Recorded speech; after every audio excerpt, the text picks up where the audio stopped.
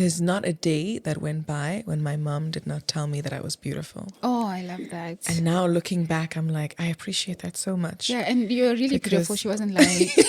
As are you. As are you. You know, I appreciated that so much. Yeah. And there's not a day that went by when my dad would not say, you know, you can be an engineer if you want. You can be a doctor if you want. I love that. I don't think he realizes it, but he's always been a feminist in how he's raised us, in how he's raising my younger sisters. I've got 4 sisters in total. Hello, Alpha Female family, and welcome back to yet another episode of the Alpha Female podcast. Today, I'm not alone. I am with a very special and esteemed guest. It is an honor, okay? Impact, compassion, and purpose are words often associated with my guest. She is kind when you meet her. I can't describe it. You have to meet her. But beyond that, her work with NGOs and other organizations such as around youth employment. She is very passionate about growing Africa and just us believing that we are the change that we've been waiting for. So it is such an honor. I literally have shivers to have her here with us, talking about living a life with purpose. Farai, welcome. Thank you for having me, and what a beautiful intro. I really, really appreciate it. Thank you, How are Lungi. you today? I'm good. Very excited that we're recording. I know we've been very eager to have this session. So I'm really excited. So the time has come. I think we've often heard about the word purpose, and it's often talked about, but it's such pie in the sky concept. So I'm really excited for us to get into the conversation. But before we start, let's have a few questions, just as icebreakers, you know, so we get to know each other and our listeners or viewers also get to know you. So if your house caught fire, what are you not leaving without? Sure. Let's say 3 items. Okay, let's say 3. First, Let me be kind. Okay, yes. 3. Firstly, hubby. Okay. Because we need to survive and rebuild afterwards. And then I'd group the fur babies. We've got 2 Labradors. Yeah. They're heavier than me, both of them, but they're not staying behind. And then the third would be, I'm like, laptop or air fryer? No, it'll be the laptop. It'll be the laptop. So I can continue doing good work. Yeah, those are the 3. Okay. Fair. And of the 2 fur babies, who's naughtier? Is it Fifi or Lily? Oh my word, that's such a funny question. We discuss it all the time at home. So they're both naughty. But Lily is like very smart naughty. Okay. He's very mischievous. He can hatch a master plan to go into the kitchen and steal what's in the rubbish bins and steal Christmas cookies and leave. Okay. Fifi is naughty, but reckless naughty. Okay. She's you know Fifi was here. Fifi is just, she leaves traces. You can tell that this is what Fifi has done. So they're just naughty, just in their own levels, which is so hilarious. Okay. And if you had to choose between the Maldives and say Canada, which would you choose? Oh, definitely the Maldives. Canada is cold. It is cold. That's why they're always trying to recruit people. A place is cold, whereas the Maldives is beautiful, island vibes. I know politically they've got their issues, but it's not something South Africans can't navigate. Yeah, around. And then which song do you actually turn to when like life is rough?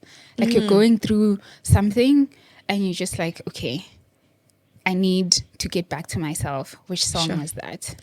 Oh, I love that question. 2 songs. 2, okay. I'll be kind. I love that. I keep on negotiating. One is Gyra by Maverick City Music. Especially the context with which it was written. I love that and song. the story behind it. The other one is God Problems, also by Maverick City Music. Because sometimes I feel like we face problems that are not human problems. Yeah, true. And that they're out of our control. Exactly. Yeah. It's spiritual problems that only God can intervene in. And I feel like when I listen to both songs, it shows me that as humans, we can't be in control of everything. Yeah. And that we have to turn to whatever higher power that we believe in to come in for intervention. Yeah, I love that. I love those songs as well. And which song, when you feel happy, say for instance, your salary is higher. You've just gotten that speaking engagement. So which is the song? It's such a contrast from the song I listen to when I'm a bit sad, but it's anything with Megan Thee Stallion. Oh, is it? I'm like, I we would have can never do guessed. this. See, it's so funny because at the end of the year, Spotify compiles like Yes. your playlist. Yes. It's like Maverick City Music, Donnie McClurkin, all these gospel artists, Megan Thee Stallion, Cardi B, and I'm like, oof, the Lord was looking at my playlist. It's like, what are you doing? But it shows that you're balanced, You can be there, Christian, Yes. worship, Yes. but also when you need to dance, Exactly. rap. Exactly. I love that range for you. And then lastly, what actually anchors you? Sure. I'd say that 3 things anchor me again. First is definitely God. Definitely important to me to be anchored in faith. Even when times are hard and it could be easy to let go, but I think having faith is so important. The second would be my family. I'm really grateful to have a really supportive husband, really supportive families that care, that are here for us. And then I'd say third is definitely my purpose. Yeah. I feel like I've known since I was maybe 22, 23, why I'm on the earth. And I've stuck to that in terms of knowing that this is what I'm called here to do, and I'm here to serve. Yeah. And I'm here to serve young people. And that could look like different organizations, that could look like different pieces of work, but at the core of it, it's serving young people. Yeah, I love that. You actually went into our next conversation because we are here to talk about living in your purpose. And like I said, a lot of people don't know what it is. And sometimes they find themselves just roaming around and asking themselves, what is it? Yeah. So you've already answered it and said you feel like your purpose is serving or serving young people. Yeah. I know one of the ways you do that is through millennial managers and that content. I love those tips. Okay. I love that. I've saved a few. But what are the other ways you've shown up in this context and in your purpose? Yeah. Sure. So I think that maybe to start with, I've always had this feeling in me that I want to wake up and love what I do. Oh, I love that. I've never believed in waking up, just do your 9 to 5, and then maybe on the weekend you can do what you love. I feel like who you are has to be so embedded in what you do. I love that. And I'm so grateful that as I've journeyed, I studied accounting, I worked for an accounting firm, and that experience showed me that, I can do that. I know I'm smart and I'm capable, but is that what I'm called here to do? And in answering and asking those questions, I found that what I want to do and what I think God has put me on the earth to do is to make an impact. And a lot of people ask me, where would you like to work in the next 5 years, this and that. And I'm like, and they're always surprised at my answer because I'm like, as long as I am fulfilling my purpose, I'm happy with that. And for me, purpose is waking up every day, knowing that at the end of the day, you'll be so proud of the work you've done. I love that. And in terms of how I've been able to do that, I'm grateful that in varsity, I started an organization called Africa Matters, which is still thriving today. And it was great to see it thrive and then step away so it can live beyond me. Different roles that I've been part of. Working at the Orem Institute with young people in the healthcare system and forming Youth Health Africa, which is a thriving youth NGO, and then working at the Youth Employment Service to look at how do we work with the private sector to create jobs for young people. And now my 9 to 5 is still my passion, working at Accenture with the Accenture Development Partnerships team, where I focus on livelihoods and education. So projects on the continent that are looking at employment, entrepreneurship, or education. And I absolutely love the work that we do, and I see the impact, which is why when we spoke a bit earlier and you asked about work, I'm like, yeah, work's good. I really love it. I love the impact we have. I love seeing the satisfaction of clients. I love seeing the impact on young people. And outside of that 9 to 5, like you mentioned, millennial managers, like sharing Opportunity Tuesdays, where most Tuesdays, I won't say every Tuesday, but most Tuesdays. But you're consistent, actually. Oof, I'm like, oh, I need to do it. Because then I get messages on Wednesday, like, and then... So finding opportunities that young people can apply for. And I'm intentional. I post what would interest me, what is an impact-driven role. And that's what I love to post. Also, I introduced recently CV reviews, so once a month to have a live where I review CVs. And I feel like not enough young people have that information. And at times, some people may think I'm a bit harsh in my feedback, but I know that if no one gave me that same feedback, I wouldn't be where I am. And I think also just on CVs, we just assume that you just write your experience, you write a bit of your education, and that's good enough. Exactly. But it doesn't work like that. We have AIs now that first go through your CV before it actually even goes through the hiring manager. So you are doing the Lord's work. It's so important. It's so important. You're right that we just put what we think a CV should have without giving it much thought to say a CV is your representation to your potential employer. If you're not showcasing the best of yourself, then you lose. And one of my leads always says to me, Farai, if you look at an American CV and a South African CV, same skill set, same education level, but the CV that will most likely be chosen is the American one, because Americans are so good at selling themselves, putting their best foot forward. You'll hear words like juxtaposition and you're like, and then, but it's such good ways to put themselves forward. Whereas I think at times, especially culturally, we're so different. And as women, we've got different criteria set on us. We tend to want to appear humble at the expense of our growth. And that is really something I'm trying to dismantle in these millennial manager platforms, where I'll share tips about how you navigate the workplace, how you deal with difficult situations, how you can't not ask for a salary increase if it's been years.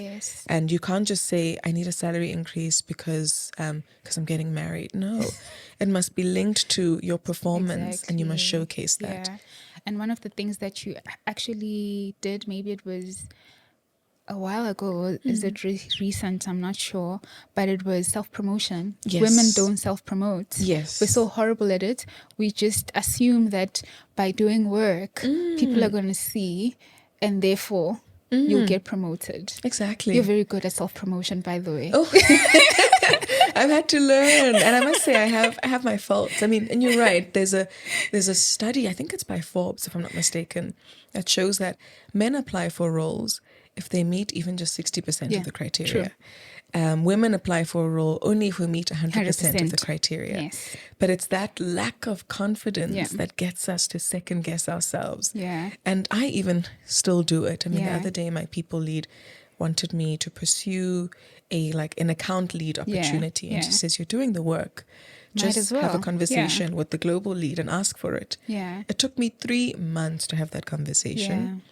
When we finally had it, he was like, I've always regarded you in that role. Maybe I just never made it official. Farai, this is now your title. And I was like, it literally was a 5-minute conversation. But in my mind, I delayed it. I built up walls about why I can't get there. And we have to self-promote as women. I love that you also use your own personal experiences to actually create the impact as you share with young people and just us as well, right? So the other battle with purpose sometimes, just bringing us back, is whether it should be bigger than you. So some people feel like, hey, my purpose is to just take my family out of poverty. And that's not big enough. Other people feel like if I feel like my purpose is just getting myself out of a certain situation, that's enough. So how do you feel about impact and whether purpose should be bigger than you? Yeah. I really appreciate the question because I feel that purpose is often linked to like having the Lungi Foundation or the Farai Foundation. Yes. That could be a version of purpose, but it's not the only one. And, comparison is the thief of joy. Absolutely. Everyone has a reason why they are on the earth. And whether it is your purpose to set up a big NGO that will help adolescent girls and young women, or whether it is your purpose to be a role model for school kids in the community that you come from. Both are so valid. Love that. And your purpose does not have to be this grandeur thing. It can be something that means something of value to you. And that is what is most important. I love that, especially because we kind of also hold ourselves back, right? I mean, even before I started Alpha, I used to be like, I will wait until I'm CEO and then I'll start this thing. I'll wait until I have X amount of money or drive a certain car, because then you look good, when you arrive. I'm here with a Maserati. I've just arrived. So people automatically, because of our perceptions, take us seriously. And like you're saying, you delay the process. Yeah. So one of the things that you believe in is that we can actually start now with what we have. So take us back to maybe, younger Farai. Were you always this driven? Did you have like something when you were 10 years old? Did it start at varsity? When did it actually start? Sure. Younger Farai, I must first and foremost definitely acknowledge the incredible role that my parents played in shaping my sister and I. And I think they instilled such great values. There's not a day that went by when my mom did not tell me that I was beautiful. Oh, I love that. And now looking back, I'm like, I appreciate that so much. Yeah, and you're really beautiful. She wasn't like... As are you. As are you. I appreciated that so much. Yeah. And there's not a day that went by when my dad would not say, you can be an engineer if you want. You can be a doctor if you want. I love that. I don't think he realizes it, but he's always been a feminist in how he's raised us, in how he's raising my younger sisters. I've got 4 sisters in total. Oh, wow. And how he's just raised all of us to be feminists, and him being a feminist, to say there's nothing that you can't do just because you're a woman and just because you're young and just because you're black. And I remember, the traits my parents always share of me is that I was bossy. They always share the story that the one day we went to a party, a children's party that we were invited to, and we got there late. Yeah. And the moment little Farai got there, I ran onto the playground and said, "Whoa, guys, whoa. We're playing this game now." And the boss is here. Yeah, I've just arrived. And Dad says he was shocked to see all the kids just listening to me. That's powerful. And he was like, in that moment, he was like, okay, there's something about my daughter. I don't know what it is, but there's something. And I laugh thinking of that situation. So it's so funny because now I've learned when you need to be bossy, when you need to be a follower. But I think in that upbringing, it was so important. And growing up, I wasn't sure what I would end up doing. There's a part of me that wanted to be a doctor, wanted to be a lawyer, wanted to be an accountant, which is what I ended up studying.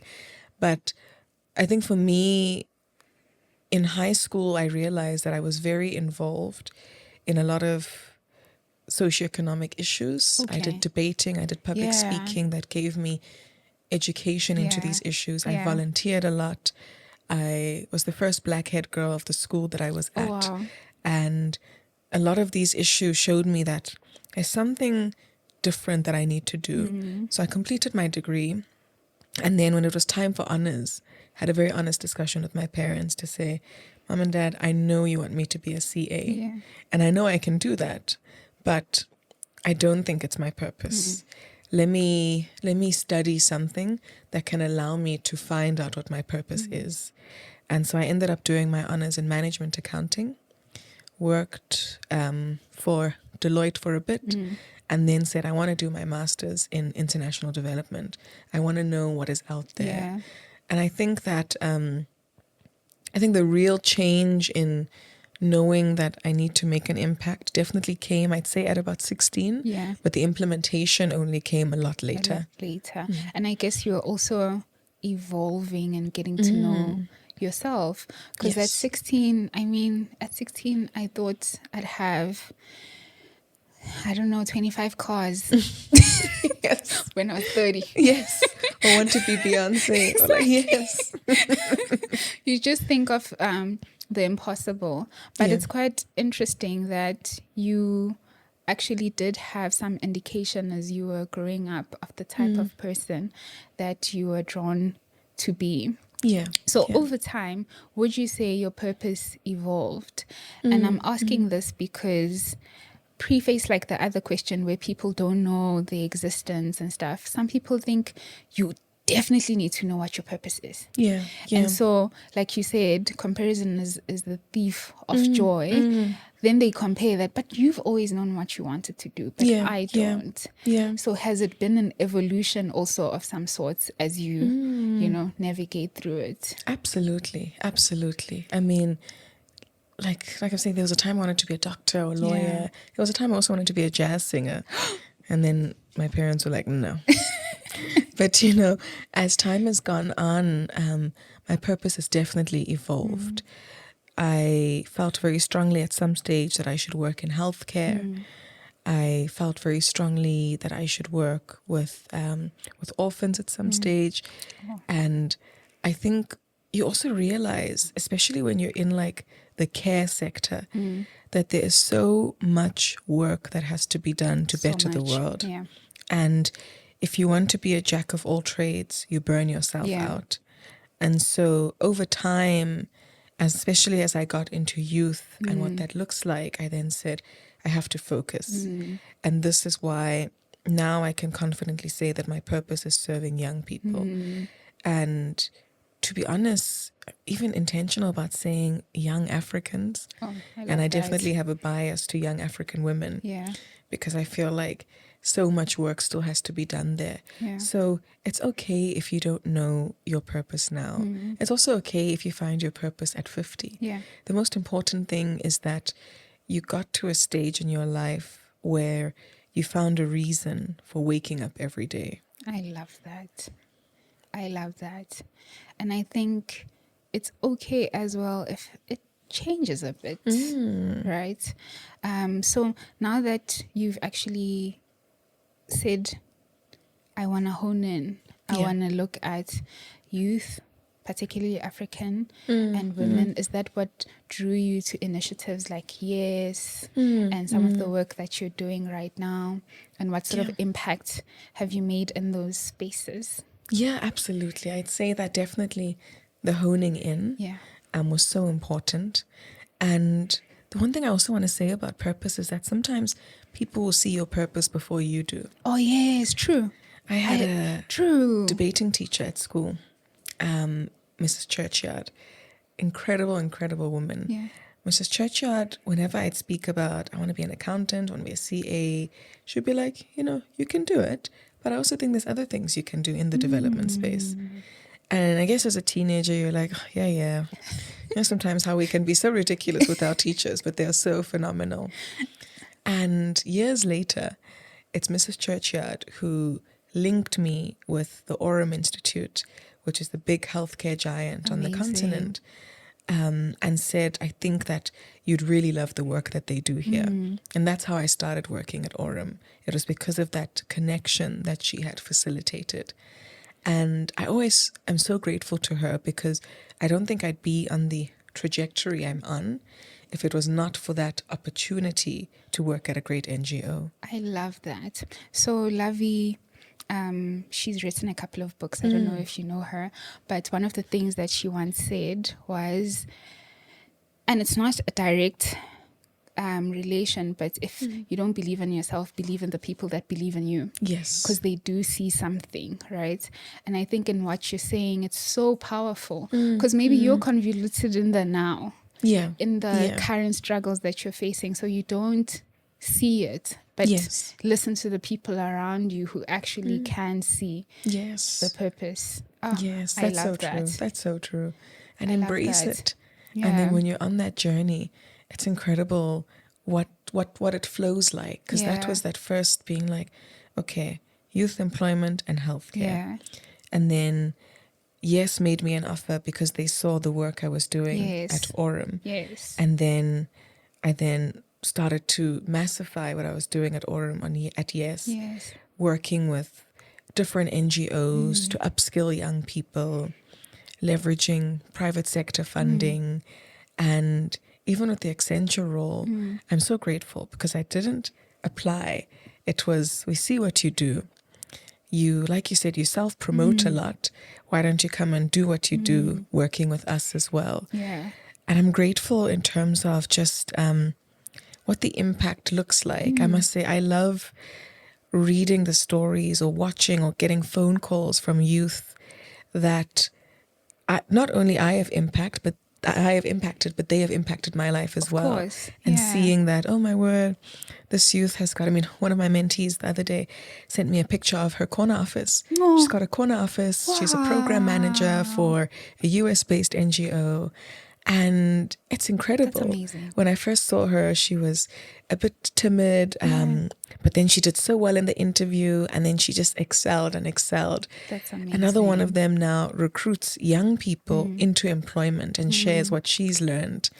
And just the journeys, it's honestly so amazing seeing where everyone is and how they've grown. Yeah. And that's amazing because we do live in a country that has a high unemployment rate. Every year it's been increasing, and we do know that the standard of living is also not kind. Even to us people working, taking care of our families at home, you can actually feel the burden at times as, the economy changes. So you're actually solving real life problems. But what I like about it is that you're enabling them to function and be independent. Absolutely. That's amazing. That's amazing impact. So normally we associate, finding your purpose with joy. Like, Nya's what I have to do and the impact, and it's going to be all roses, butterflies, and I'm going to start the school. But often purpose work is actually also painful at times because you can't make the impact you want at the time that you want and different things. So what are the challenges you faced, in the trajectory that you've taken and in living in your purpose? Sure. I'd say it's such a great question. And I think that you're right. People think purpose work is kumbaya. It's nice here. It's nice. But it's hard. Doing what I love. I'm doing what I love, but it's hard work. And I'd say some of the challenges, maybe just to name three. One is that you have to put in the work. Just because you know your purpose does not mean it's going to be smooth sailing. You have to be willing to put in the work. And that means you have to be willing to work hard so that you can see tangible results from the fruits of your labor. Second thing is that you have to acknowledge that in doing purpose work, you have to prioritize yourself. And it sounds strange and it sounds selfish. My therapist always says to me, Farai, I need you to be unreasonably selfish because I can be unreasonably selfless at the expense of myself. And you cannot pour from an empty cup. True. It's so cliche, but it is so true. And so how do you do the work you love, whatever field that is in, but still make sure that you're taking care of the person that is called to do this purpose work? That is really important. I'd say the third thing that I've learned, especially within the NGO space as well, which I think is quite a difficult truth, but it's that not everyone is in it to make an impact. Oh, that's and it's also hard. sad. It's really sad, and it's hard when you think about it because people think NGO, save the world, everyone's good, but not everyone is in it to make an impact. And so I think that was what was really difficult for me to understand. I think it's a difficult reality. It was a really difficult reality. I think at 23, I had a difficult encounter with a group of older men that were milking youth unemployment because it benefited them and not because of the impact on young people. And I was devastated to say, but why would people do this? Why are people like that? But that was such an important lesson for me because it showed me the reality of, I guess, any space you find yourself in. Some people are here for this reason, some people are here for that reason, and that's okay. But how do you then navigate in the best way? And I'm grateful now to be in different spaces where I think I'm a better reader of people, but surrounded by good people that have good passions for the work that they do. Sure. That's tough. And it's such a sad reality because then you think it's a space where people have good intentions. But we've heard horrible things on the news where kids get trafficked through NGOs even. So that's super sad. So one of the things that you've mentioned that you learned is to read people better. What else did you learn just over time? Over time. Sure, definitely read people better. Number 2, energy is a big thing. I'm a firm believer of energy. It's a currency, that thing. It's a currency. I know within the first 2 minutes of meeting someone whether or not we'll get on. And it's so funny. Some teams laugh at me because I'm like, I staff people based on the energy. So I said to my boss the other day, it's about vibes. It's vibes. It's about vibes. It's vibes, man. If you give me good vibes, I know you're going to do great work on the project. I'll check your CV, of course, but I feel like it's vibes. There's so much goodness in them. Yeah, true. The other thing is that I've learned, such an important one, is that just because you are young does not mean you are not capable and you are not smart. Love that. I've been in so many spaces where I've been the youngest or the only black or the only woman, and it's easy to let people undermine you for being the only or the youngest, but you have to stand firm in who you are. And young people are incredible. We are trailblazers. We are consistently learning because of access to information, and we have to own it. We have to really own it. The other key thing I've learned, and this is number 4, is that you have to have a mentor and a sponsor. And a lot of people don't know the difference. A mentor or someone that will build you up, that you can speak to about your career decisions. They can provide you with that guidance. Your sponsor is the door opener. Your sponsor can access rooms that you can't access, and they will speak so well of you. And so having both a mentor and a sponsor in the workplace, and even outside of work, just in life, is so important. It's so critical. The last thing that I would say is that know when it is time to take a step back. I love that. Because sometimes we overexert ourselves because we care about a project, or we care about work we're doing, or we care about this NGO, whatever the setting is. We overexert ourselves, and that burns us out. And it's important sometimes to take a step back and to say, okay, what have I done? What is our impact? Where are we? Is this still aligned with my purpose?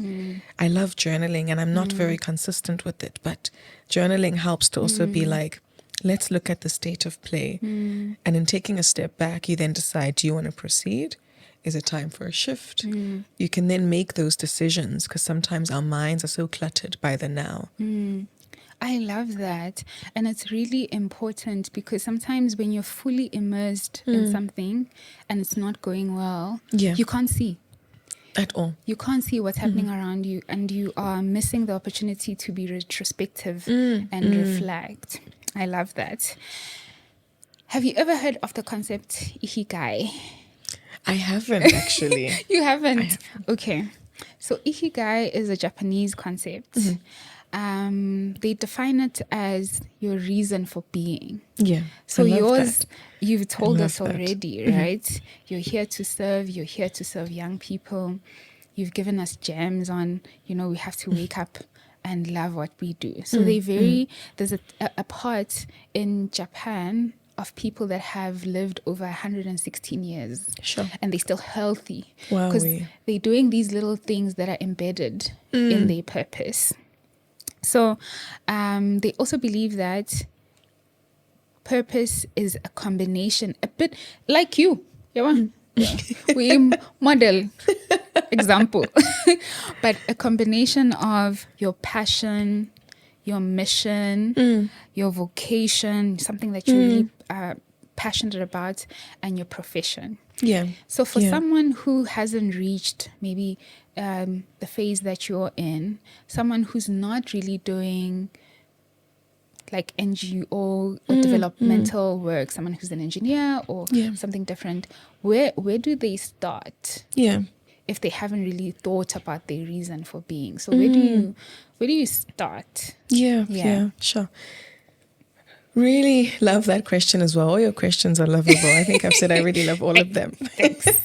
They're super. Where do you start?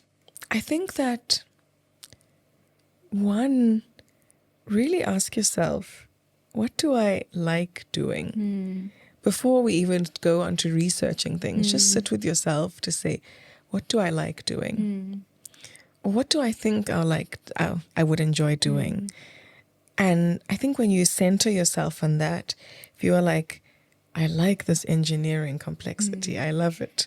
Or you're like, I love reading, I love debating, whatever that is, then you can look at, okay, based on what I like doing, what are the careers that align with what I like doing?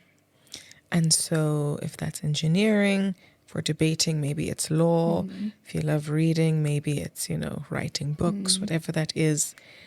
And once you've then looked at the different careers that are out there, what skills do I need to be in that career? So, and it's great because these days there's so much access to great information. It is, yeah. So you can easily find what are the skills that you need to be in there. 4 would be, who are role models that are currently in the space? I love that. And how can I look at their stories? Yes. One of the things I love, and I always encourage people to do it, go onto LinkedIn, have a great LinkedIn profile. Yeah. And it does not have to be extensive, just have the basics that you need. Yeah. Then connect with people that you look up to. Yeah.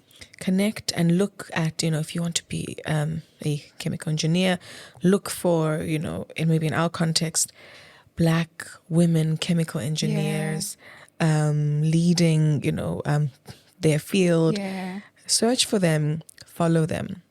After you've followed them for a while, you've picked up different intel and the sort of stuff that they do. Ask for a 15-minute chat. I'm always like, start with a 15-minute chat. Because that 15-minute chat will 90% of the time go longer than 15 minutes. You can say, can we have a 15-minute Zoom call? I'm so inspired by your work and I really want to understand a bit more about your journey. I can set it up on my side. You can just join for the 15 minutes. Then usually there's an extension of that 15 to half an hour. Or they'll be like, you know what, let's have a follow-up discussion. I really loved it. But I think that's how you then not only identify what your passions are, but how you then surround yourself or streamline it and identify people that are living that, and then you get influenced so positively. I love that. When you were talking about your teacher, I was like, maybe you also didn't think about it because you didn't have representation. Yes, yeah, absolutely. Right? Absolutely. Representation matters, and now you are that for someone else. I love that. So we've come to the end. Oh, already? Of our podcast. Oh, my word. We could go on for hours, days even. Days. Just start ordering on Uber Eats. Just continuing. But this has been so insightful. And I think, if anything, there's things to take away from it, right? First of all, we've debunked some myths that purpose doesn't have to be way bigger than you. It can start with you. And also it can start small with what you like. Absolutely. Like Farai just explained. But it's been great having you. Thank you so much. We just did a profile on her on our social media pages, and I'm sure it's the most comments I've received. It's because you wrote it so beautifully. I've never read such a well-written profile. I was like, this is me. It's because of your lingo. You were amazing. Thank you so much. It's been amazing. One of the quotes that I loved is from Howard Thurman, and he says, ask yourself what makes you come alive and go do that. What the world needs is not people doing just their jobs, but they need to do what actually makes them come alive, and that's what will change the world. We hope you enjoyed today's podcast. Bye, family. Till next time.